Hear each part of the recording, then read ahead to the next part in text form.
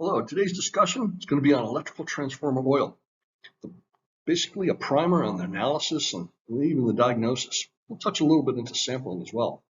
My name is Mike Holloway with SGS, Oil Condition Monitor. Now, there's a lot of value in transformer oil testing for sure. These things are pretty hefty assets. The bottom line is that these asset managers have to go about determining the reliability and overall failure opportunities that many of their assets have to offer, and these are considered some of the most valuable assets. An early detection warning system is vital in these things. If there's a short or trip that occurs, you could have a power outage, and that could last for a period of time. That would be very, very unfortunate. Now, prevention is key. If we can get on top of this before a catastrophe happens, we can avert some very costly mistakes. Routine oil analysis can help us get there. It's been proven time and again that oil analysis is always far cheaper than the failure that results without doing oil analysis. A couple different things we're going to explore. Test slates, the analysis, the appropriate testing that's actually carried out. There's a whole number of different tests that we can actually perform. There's some routine tests that should perform every month or every 6 months, and there's some more specified tests as well. Something else we want to touch upon is sampling. Now, we won't go into too much detail on sampling because it is rather thorough. However, though, we do have to consider certain aspects, which we'll talk about a little bit later on. It's all about a representative sample, keeping it clean and being safe. And then finally, the diagnosis. Analysis means nothing if you can't diagnose it properly. And that's what we're here to do, here to help out. By doing this, we can also set up some alarm limits. Now, oil is a vital part of the transformer. It's going to serve several different purposes. It's going to act like an insulator as well as a coolant. In some cases, it actually protects metal componentry inside. The problem is, though, is it can be stressed. It can be stressed both electrically, mechanically, and chemically. Any other way, that can bring down the oil into a whole other level of not necessarily being a reliable partner for us. Now, what we can do is do some quick and accurate testing to basically understand, essentially avoid any excessive or unnecessary maintenance that could be occurring. Within this, there's a guide. The IEEE has actually put together a diagnostic field guide for us. We use it, and I think actually it's probably not a bad idea for everyone to get their hands on as well. There's some common practices that are actually discussed in these things. And once again, we're going to be looking at various types of procedures and practice diagnostic methods for the windings and the bushings and the field and the tap changers and tanks and so forth. We're going to go look into the various test interpretation of the data that's derived as well. ASTM has put together a very thorough list of the kinds of tests that we want to be able to carry out according to a certain procedural methodology. Also, test frequency. That's going to be a vital part. We can help you out with that as well.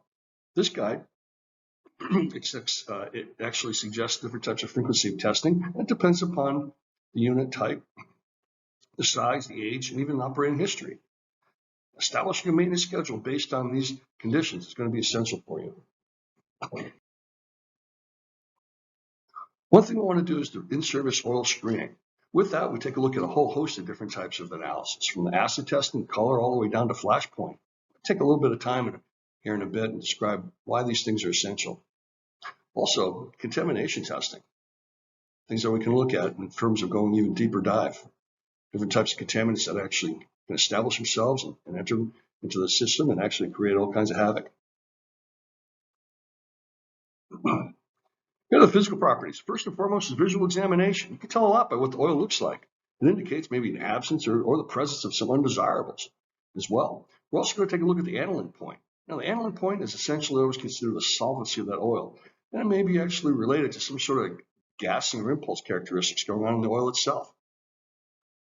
We're going to take a look at the color. Obviously, as oil darkens, it's a great indication that it's beginning to oxidize. Well, oxidation is not necessarily a very good thing for oil at all, so we want to be able to take a look at that, and color can help us understand it. And then this flash point.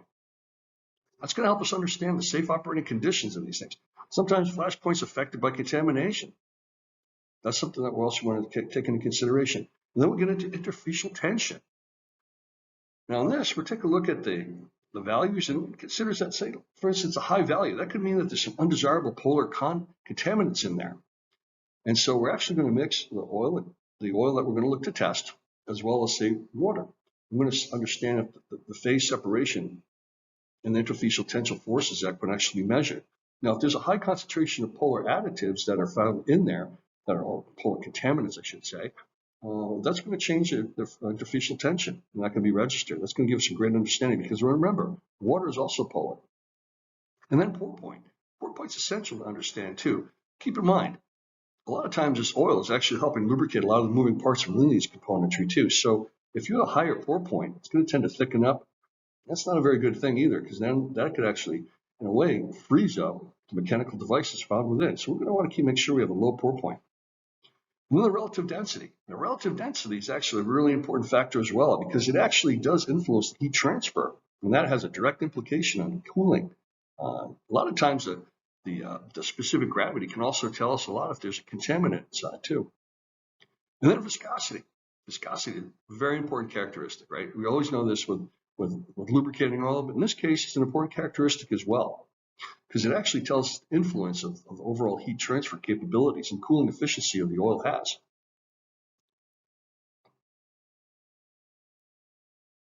We're going to take a look at the physical properties according to the ASTM D3487. In this case, we look at type 1 oil and type 2 oils. All right.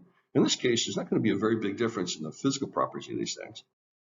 But we look at the aniline point, flash, interfacial, and so forth, and various types of limits that are set. And IEEE actually does go forward and help us understand that as well.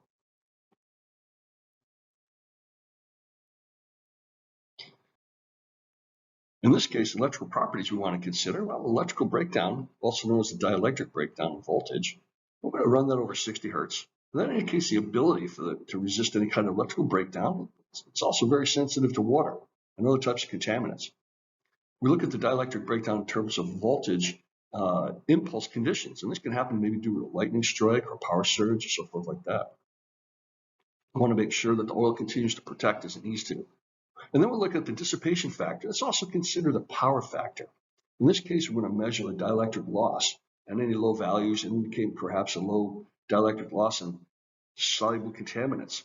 That's good to detect, obviously, power loss when insulating liquid is subject to, say, an AC field. And then finally, the gassing tendency. Now, this measures the rate of absorption and desorption of hydrogen. We're also going to take a look at all the types of absorbed gases down the line as well.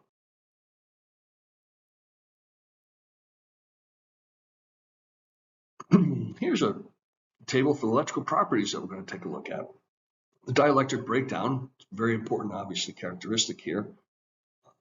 Once again, we're not seeing a big difference in the properties between type 1 and type 2 necessarily, but we're also going to take a look at the gassing tendencies as well as the dissipation factor here. And here's what the typical properties that we're going to want to look at.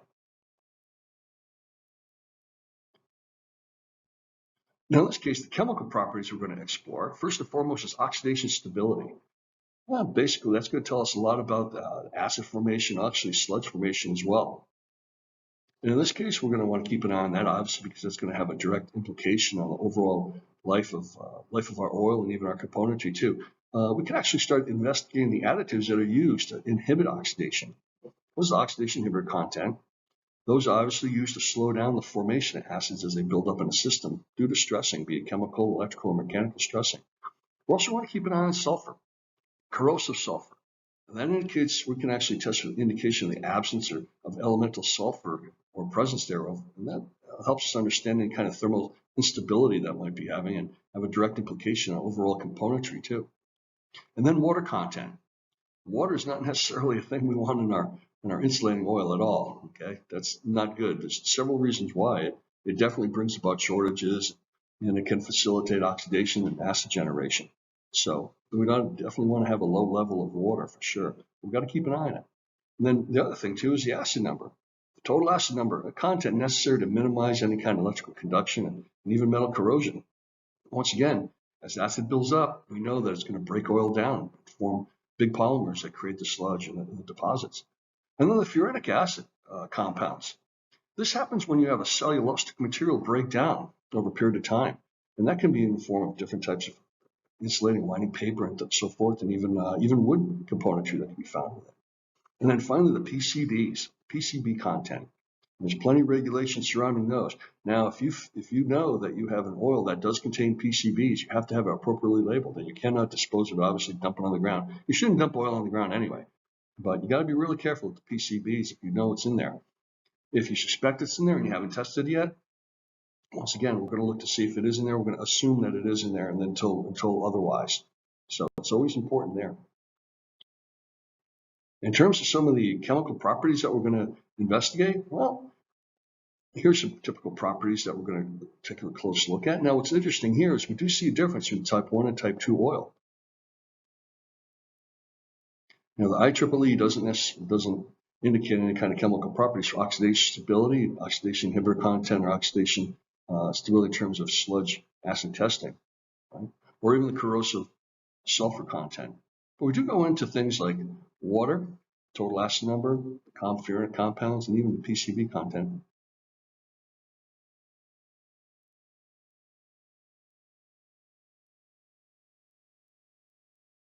Here's where the differences lie right there between type 1 and type 2. Now we're going to look at the dissolved gas. And this is really important too. This is electrical insulation materials, they decompose. And as they do decompose, they actually do generate gas. And you can actually start understanding what those gases are. And they actually do become dissolved in the oil. But we can test for that. That's indicative of some fault responses, and we can get on top of it way before it turns into a catastrophe.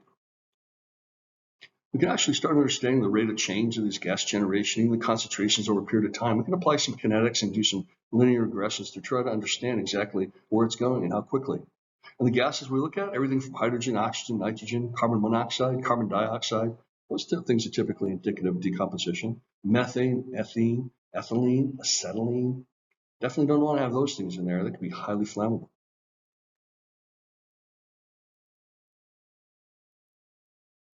Now, we are going to take a look at some of the dissolved gas analysis a little bit deeper here. The various faults that are understood, concentrations of hydrogen and methane, as well as ethylene and methylene, that could indicate that there's overheating going on.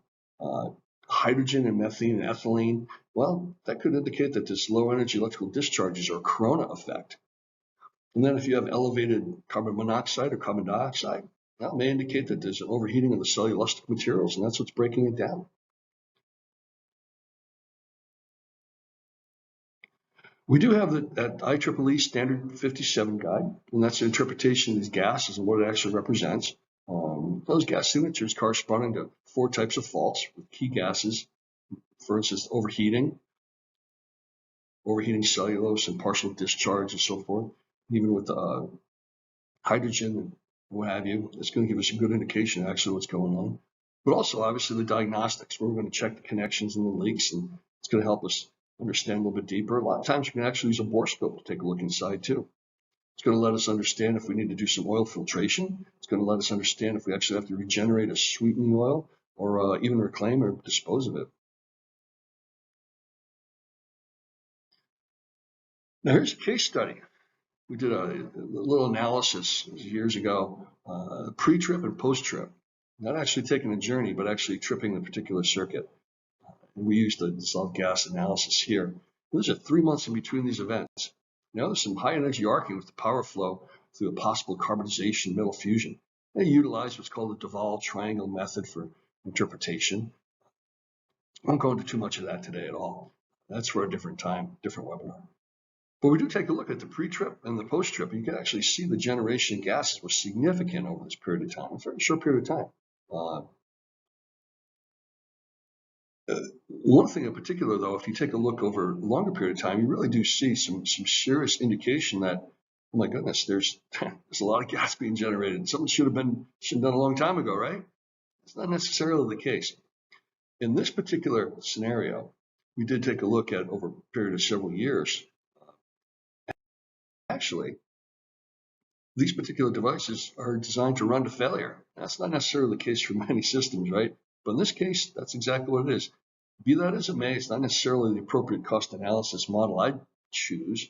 However, it's the way this particular application is done and accepted, and the maintenance team is always on call, ready at their will to correct the situation once it does fail. Now, there's various techniques of taking a proper transformer oil sample. Okay, we won't go into a lot of detail on that because it's 5 critical steps. Uh, Needless to say is that we always want to make sure we properly label a sample. We've got to identify it and put in the proper information for the diagnostic team to be able to understand what it is you send in. So we want to sample, say, and do it appropriately. We also want to sample every 6 months at least. This is going to give us any kind of abnormal situations that could be present. If there's any PCBs in the fluid, it's got to be identified. It's got to be labeled. It's really important to do that. If you think there might be and you hadn't tested yet, you might assume there is, but you don't know for sure, put down that it is. It's better safer than sorry.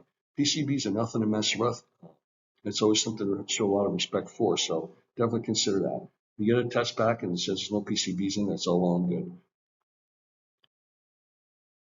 Now, as far as sampling goes, there's some detailed instructions on the 923. Gives you some good practices for sampling electrical insulating liquids. Obviously, every 6 months is done, right? Identifying the fluid always says that. But we also want to make sure we comply with our safety standards, both our internal practices for our company, but also the OSHA safety protocols as well, especially if they have PCBs in there. And then finally, procedural steps. This goes into a lot of detail. One thing is we want to make sure that there's never any air trapped in our sample. We also want to make sure that we have a consistent sampling process, so we're very reproducible. Okay, when we think about the overall mission, the vision, and the goal of what we do here at SGS, is to provide data that's precise and accurate, repeatable, and reproducible. Well, here we want to have consistent sampling that's repeatable and reproducible as well. Repeatable, same technicians doing the same process every time. Reproducible, you have different technicians doing the same sampling procedure every time, right? We want to make sure that the bottle sample is appropriate, and we're going to use a syringe methodology for the most part too. And summing up, we want to make sure that we understood the transformer oil testing parameters, how key it is to the adequate testing of analysis, a lot of different tests that we're going to perform in these things that are routine and also not routine. And we can actually carry these things out, give a great indication of the overall longevity and reliability entitlement of these important assets. Next, the consistent oil quality is dependent upon the parameters analyzed. It's very important that we consider that. And also, definitely getting a copy of the IEEE Standard 62 and even the D3487 for dissolved gas analysis. Bring you a little bit more up to speed on it. It's something that we actually cherish dearly in the laboratories here. And maintaining oil installation quality requires a preventive maintenance program. So here at Analysis, well, we go one step further because beyond preventing failure, we're going to have to help predict any potential problems, and then therefore you can rectify that going forward in the future. You don't have to worry about a catastrophe setting in. That'd be an important consideration. This is going to help establish an overall reliability entitlement in terms of how it's going to fit with your reliability-centered maintenance approach. You want to be really proactive with this. We don't want to make the same mistakes twice. And then obviously routine sampling with good practices, good sampling practices recommended. Once again, at least a minimum every 6 months. It'll keep things, you will not regret it. I guarantee you. That's all we have for today, folks. Thank you very much. Feel free to ask as many questions as you want. And if we run out of time for the question period, definitely let me know by contacting me directly. You can always give me a call as well. Look forward to hearing from you. Thanks.